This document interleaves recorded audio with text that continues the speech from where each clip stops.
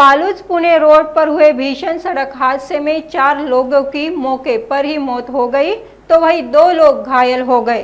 घायलों का इलाज अस्पताल में जारी है। पुलिस ने इस हादसे में दोषी आरोपियों को गिरफ्तार कर आगे की जांच शुरू की है।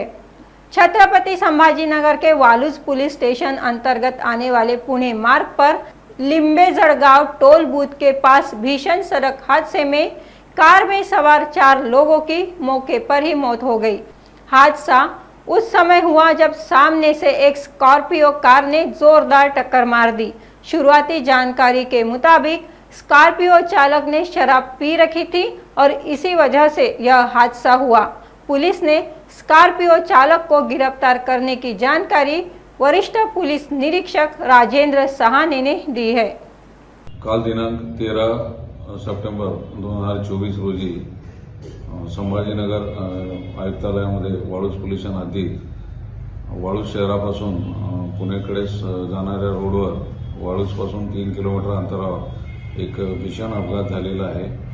सदर अपघातामध्ये रेनो क्विड या गाडीतून पुण्याकडे जाणारं एक कुटुंब जे राहण्यासाठी पुण्यात आहे आणि जे अमरावतीला आपल्या नातेवाईकाकडून पुण्याकडे जात असताना अचानक समोरून येणारी जी स्कॉर्पियो गाडी आहे ती गाडी त्यावरील चालकाचा ताबा सुटल्याने त्याने ती गाडी रोडचे डिवायडर क्रॉस करून अलीकडच्या ट्रॅकमध्ये येऊन समोरून जोराची धडक दिलेली आहे। सदर अपघातामध्ये क्विड गाडीतून प्रवास करणारे जे कुटुंब आहे त्याच्यामध्ये जो मालक स्वतः जो गाडी चालवत होता त्याची पत्नी आणि त्याचा एक 6 महिन्याचा मुलगा हे जागीच मयत झालेले आहे।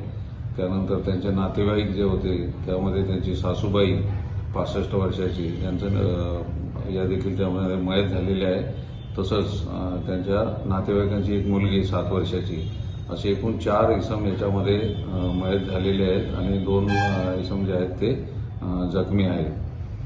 या जखमींना तात्काळ दवाखान्यामध्ये दाखल करण्यात आलेलं आहे, त्यांच्यावर उपचार चालू आहेत। सदर जी स्कॉर्पियो अपघाताची कारणीभूत ठरलेली आहे ती गाडी वाळूज शहरालगत एक बकवालनगर म्हणून एरिया आहे त्या एरियातल्या एका 19 वर्षाच्या मुलाने ती खरेदी केलेली आहे आणि त्याने ती गाडी मित्राला चालवण्यास दिलेली होती।